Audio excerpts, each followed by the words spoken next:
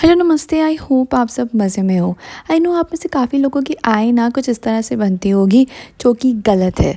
तो आज की वीडियो में मैं आपको सिखाऊंगी कि इस आई में क्या क्या मिस्टेक है और उसे आप कैसे सुधार सकते हो। तो आओ स्टार्ट करते हैं हमारी वीडियो को। अगर आप पेंसिल कियोस्क पे नए हो तो प्लीज़ पेंसिल कियोस्क को लाइक करिए, शेयर करिए और सब्सक्राइब करिए, क्योंकि बिना इनफ सब्सक्राइबर के ना ही यूट्यूब मुझे कुछ दे पाएगा और ना ही मैं आपके लिए अच्छी अच्छी वीडियोज़ बना पाऊँगी। सबसे पहली चीज़, चारकोल ना एक बहुत ही ज़्यादा मैसी मीडियम होता है जिसकी वजह से हर जगह इस तरह से जब आप हाथ रखते हो हर जगह चारकोल फैल जाता है। आपका जो हाथ होता है उसके पीछे चारकोल लगता है और हर जगह चारकोल फैल जाता है। इसलिए आपको इस तरह से एक रफ पेपर रखना है अपने हाथ के नीचे। जब भी आप कुछ भी शेड करो, ड्राइंग करो, एक रफ पेपर रखो। या तो इस तरीके के ग्लव्स भी आते हैं जो स्पेशली स्केचिंग और ड्राइंग के लिए ऐसे ग्लव्स आते हैं, तो आप ऐसे ग्लव भी पहन के शेडिंग कर सकते हो। अब इसमें जो मुझे दूसरी गलती दिख रही है वो है क्रीज लाइन। क्रीज लाइन का जो प्लेसमेंट है ना वो गलत है, अपर और लोअर दोनों। इसमें जो आई का जो साइज़ है ना उसके हिसाब से आई और क्रीज लाइन के बीच का स्पेस ना वो बहुत ज़्यादा कम है। क्रीज लाइन बेसिकली क्या होता है कि जो बीच का पार्ट होता है वाइट, इसको बोलते हैं स्क्लेरा। ये जो स्क्लेरा होता है ना ये बेसिकली आई बॉल होता है। आई के अंदर ना एक बहुत ही बड़ा सा आई बॉल होता है जो कि एक बहुत बड़ा सर्कल होता है। वो सर्कल ऊपर और नीचे की तरफ से थोड़ा सा स्किन को अंदर अंदर लेके जाता है जहाँ पे आपकी क्रीज लाइन फॉर्म होती है। तो इस तरह से ये बड़ा सा सर्कल होगा और सर्कल का जो ऊपर अपर और लोअर पार्ट होगा वो होता है आपका अपर और लोअर क्रीज लाइन, क्योंकि सर्कल की वजह से वहाँ पे स्किन थोड़ी सी अंदर चली जाती है और बाकी की स्किन जो होती है एरिया बाहर आता है, इसलिए आपका क्रीज लाइन फॉर्म होता है। तो अगर हम इसको इसके हिसाब से अगर सर्कल बना देंगे प्रॉपर आई की साइज़ के हिसाब से डायमीटर लेके, तो हमारी जो क्रीज लाइन होगी ना वो इस तरह से यहाँ पे आएगी, अपर यहाँ पे और लोअर नीचे आएगी। तो हम दोनों क्रीज लाइन को प्रॉपरली बना के जो पुरानी क्रीज लाइन है उसको इरेज कर देते हैं। अब उसके बाद जो गलती होगी वो होती है आइरिस की। ये जो आइरिस होता है ना वो हमारे आई बॉल के एग्जैक्टली बीच में होता है। तो और इसका जो शेप होता है ना वो प्रॉपर राउंड सर्कल शेप होता है। तो ये इस तरह से ना उसकी बॉर्डर कभी भी टेढ़ी मेढ़ी सी नहीं होनी चाहिए, प्रॉपर राउंड सर्कल में होनी चाहिए। तो इस तरह से मैं थोड़ा सा उसको डार्क करके, थोड़ा सा ब्रॉड करके इसको प्रॉपरली राउंड बना देती हूँ। उसके बाद आता है प्यूपिल। प्यूपिल जो होता है वो आइरिस के बीच में होता है, एग्जैक्टली बीच में। और जो आइरिस होता है ना वो भी एक प्रॉपर सर्कल होता है। तो इस तरह से मैं इसका सर्कल बना दूंगी। ऊपर से कट हो गया है अपर आईलिड की वजह से, तो इसका सर्कल बना दूंगी और इस सर्कल के बीच में एग्जैक्टली बीच में होता है हमारा प्यूपिल। तो उस हिसाब से प्यूपिल थोड़ा सा ऊपर होना चाहिए। तो यहाँ पे इस तरह से प्यूपिल बना दूंगी। ऑल्सो प्यूपिल की जो साइज़ है वो आइरिस के हिसाब से बहुत ज़्यादा छोटी है। तो ये बना दिया मैंने प्यूपिल। बेसिकली जनरली क्या होता है कि जो प्यूपिल होता है ना वो हल्का सा ऊपर की तरफ होता है, क्योंकि ऊपर से जो होता है ना हमारा सर्कल आइरिस का वो हल्का सा कट हुआ होता है, वो हमको नहीं दिखता है, जिसके वजह से आपको प्यूपिल हमेशा थोड़ा सा अप ऊपर की तरफ बनाना होता है, मिडिल अप पार्ट। नेक्स्ट इसमें जो प्रॉब्लम दिख रही है वो है टीयर डक्ट की। तो टीयर डक्ट ना इतना सा मोटा नहीं होना चाहिए, इसको मैं हल्का सा पतला कर दूंगी। तो ऊपर की तरफ से हल्का सा इरेज कर दूंगी डार्क लाइन को और उसको हल्का सा लॉन्ग भी कर दूंगी। तो ये हो गया मेरा टीयर डक्ट। उसके बाद जो ये जो लाइन होती है ना ये इस तरह से राउंडेड नहीं होगी, बिकॉज़ ये लाइन ना ये राउंड के वजह से फॉर्म हो रही है, हमारे आई बॉल की वजह से फॉर्म हो रही है, जिसकी वजह से इसका शेप इस तरह से होगा, इस तरह से राउंडेड होगा हल्का सा। ना ही ये स्ट्रेट होती है और ना ही उल्टा राउंड होता है, ये हल्का सा इस तरह से राउंडेड होती है। ड्राइंग में तो यही मिस्टेक थी, लेकिन उसके बाद हम शेडिंग की मिस्टेक देखते हैं। उसमें सबसे पहले आइरिस देखते हैं। आइरिस का बॉर्डर जो है वो तो मैंने प्रॉपरली स्मूथ राउंडेड कर लिया है। उसके बाद जो आइरिस के बीच में जो प्यूपिल होता है वो एग्जैक्टली एकदम डार्क होता है, एकदम जेट ब्लैक होता है, तो उसको मैं अच्छे से डार्क ब्लैक से कवर कर लेती हूँ। उसके बाद जो आइरिस का ओवरऑल शेड होता है ना वो इतना लाइट नहीं होता है और ऊपर और नीचे सेम नहीं होता है। इसमें जो अपर पार्ट होता है ना उसके ऊपर आता है ये अपर आईलिड का रिफ्लेक्शन गिरता है आइरिस के अंदर, जिसके वजह से शैडो गिरता है बेसिकली, जिसके वजह से जो अपर पार्ट होता है आइरिस का वो डार्क होता है और लोअर पार्ट जो होता है ना वो लाइट रहता है।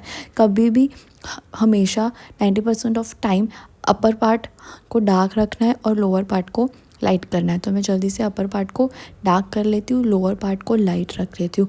ऑल्सो जो इसकी जो बॉर्डर्स है ना, उनको इतना डार्क नहीं छोड़ना है, उसके अंदर हल्का सा शेड करना है।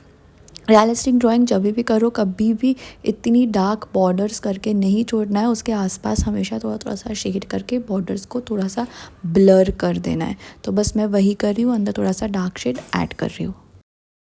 हमारे आइरिस के अंदर ना बहुत सारी लाइंस होती है, बहुत सारा अलग अलग टेक्सचर्स होता है। बेसिकली वो बहुत सारी वेन्स होती है जो निकल रही होती है।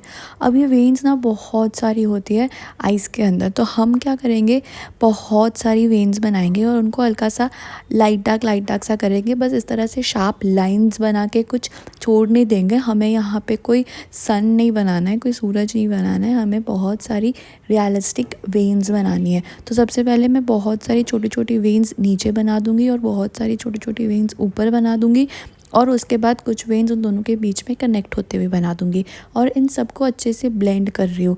ऑल्सो ये ना प्रॉपर लाइंस की तरह नहीं बनती है, इनको मैं ऐसे शेड की तरह बनाती हूँ। एंड देन उसके बाद एक ब्रश लेके सबको अच्छे से ब्लेंड कर दूंगी, ताकि कुछ भी अलग सा ना दिखे, ऊपर सा ना दिखे, सब कुछ अच्छे से मिक्स होता हुआ दिखे। एंड देन कुछ कुछ लाइंस को मैं थोड़ा सा और डार्क कर दूंगी। आइरिस के अपर पार्ट में भी टेक्सचर उतना ही होता है, लेकिन क्योंकि वहाँ पे डार्क शैडो गिर रहा होता है, इसकी वजह से हमें टेक्सचर ज़्यादा नहीं दिख पाता है। हमेशा ना लाइट टू डार्क जाओ, हर चीज़ में टेक्सचर में भी हम लाइट टू डार्क जाएंगे और सब कुछ अच्छे से मिक्स कर देंगे। कुछ एरियाज़ लाइट होंगे, कुछ एरियाज़ डार्क होंगे। एंड देन लास्टली मैं वाइट पेंसिल लेके उससे भी थोड़ा सा और टेक्सचर बना देती हूँ, ताकि टेक्सचर थोड़ा सा और ज़्यादा ब्राइट हो जाए। अब क्योंकि ये जो स्क्लेरा होता है ना, वो एक वाइट बॉल की वजह से फॉर्म हुआ होता है, उसकी वजह से जो इसके दोनों एजेस होते हैं ना, वो डार्क होते हैं, क्योंकि दोनों साइड से ना अंदर जा रहा होता है बॉल, जिसकी वजह से दोनों एरियाज़ डार्क होता है। इनको डार्क करेंगे तभी आई बॉल बाहर आता हुआ दिखेगा, तभी जो वाइट पार्ट है स्क्लेरा का वो बाहर आता हुआ दिखेगा। जैसे कि ये एक बॉल है, इसी तरीके का बॉल होता है हमारे आई के बीच में, जो पूरा एक लॉन्ग बड़ा सा आई बॉल होता है। उसके जो दोनों साइड्स होते हैं ना, वो दोनों अंदर जा रहे होते हैं, जिसके वजह से आपको उसको डार्क करना ज़रूरी है, अदरवाइज सब कुछ फ्लैट लगेगा। तो ये जो स्क्लेरा है, इसके दोनों एजेस को मैं डार्क कर लेती हूँ। उसके बाद जिस तरह से आइरिस में ऊपर अपर आईलिड की वजह से शैडो गिर रहा होता है, वो डार्क होता है, उसकी वजह से स्क्लेरा में भी सेम चीज़ हो जाएगा। स्क्लेरा में भी अपर आईलिड की वजह से ऊपर वाला जो एरिया होता है वहाँ पे शैडो गिर रहा होता है, जिसकी वजह से वो भी एरिया डार्क हो जाएगा। तो यहाँ पे भी हमें एरिया को हल्का सा डार्क कर देना है। अब जब सब कुछ डार्क कर लिया, तो टीयर डक्ट को हम लाइट कैसे छोड़ सकते हैं, तो टीयर डक्ट को भी लाइट करेंगे। टीयर डक्ट का जो ये जो पार्ट होता है आगे वाला, वो भी एक प्रॉपर राउंड के शेप में होता है, जिसकी वजह से हम इसके तीनों पार्ट्स को डार्क कर लेंगे, सारे कॉर्नर से डार्क कर लेंगे और बीच में लाइट रखेंगे। और जो डार्क लाइंस बनाए ना, वो बेसिकली अंदर की तरफ जा रहा स्पेस होता है, तो इसके आसपास भी हल्का सा डार्क शेड ऐड कर लेंगे और सब चीज़ों में ऊपर की तरफ डार्क कर लेंगे। जो लोअर आईलिड होती है वो कभी भी अपर आईलिड जितनी डार्क नहीं होती है, वो हमेशा लाइट होती है। अनलेस आई में काजल लगाया हो तभी सिर्फ आप उसको डार्क कर सकते हो, अदरवाइज़ आपको लाइट रखना है। तो मैं जल्दी से नीडेबल इरेज़र ले लूँगी और जितना मुझसे लाइट हो पाएगा मैं उतना उसको लाइट कर देती हूँ। अगर नीडेबल इरेज़र से नहीं हो तो पेंसिल इरेज़र लेके उसको जितना लाइट हो सके उतना लाइट कर रही हूँ। बहुत ज़्यादा इरेज़ करूँगी तो पेपर ख़राब हो जाएगा, फिर शेडिंग नहीं हो पाएगा। तो हल्का सा लाइट करके वहाँ पर मैं शेड कर लूँगी। उसके बाद हम आई के नीचे का शेड कर लेंगे, जिसके लिए आती है ये lower crease line. Crease line basically क्या होता है, वो पार्ट होता है जहाँ पे आपका स्किन अंदर जा रहा होता है आपके आई बॉल की वजह से। तो इसको डार्क कर लेंगे, जो भी एरिया अंदर जा रहा है उसको डार्क बना देंगे, और उसके ऊपर वाला जो एरिया होगा वो भी डार्क बना देंगे, लेकिन जो ऊपर वाला एरिया होगा वो बाहर आता हुआ दिखना चाहिए। तो यहाँ पे जो पूरा शेड होगा वो होगा डार्क लाइट डार्क बेसिकली, ताकि हम एक प्रॉपर बल्जी इफ़ेक्ट बना सके। ऑल्सो दोनों एजेस को भी डार्क कर लेंगे। उसके बाद सेम चीज़ करेंगे हम अपर आईलिड में भी। अपर आईलिड के ऊपर के पार्ट में भी जो क्रीज लाइन होगी उसको डार्क कर लेंगे और ऊपर शेड करेंगे अगेन डार्क लाइट डार्क, ताकि हम अच्छा सा बल्ज क्रिएट कर सके। डार्क लाइन को कभी भी अकेला डार्क नहीं छोड़ना है, उसके पास में हमेशा थोड़ा सा डार्क शेड करना चाहिए। और ट्राई करो कि शेड को राउंड में करो ताकि वो बल्जी दिखे। ऑल्सो दोनों एजेस को भी डार्क कर लेंगे। चारकोल ड्राइंग करते करते हो सकता है कि बीच में काफ़ी सारे आपको पैचेस आ जाए डार्क लाइट, तो उनको हमेशा कभी भी डार्क पैचेस आए तो उनको नीडेबल इरेज़र से इरेज करते रहो। उसके बाद मैं फटाफट से आई लैश बना देती हूँ, बिकॉज विदाउट आई लैश हमारी आई इनकम्प्लीट रहेगी। अपर आई लैश और लोअर आई लैश बना देती हूँ।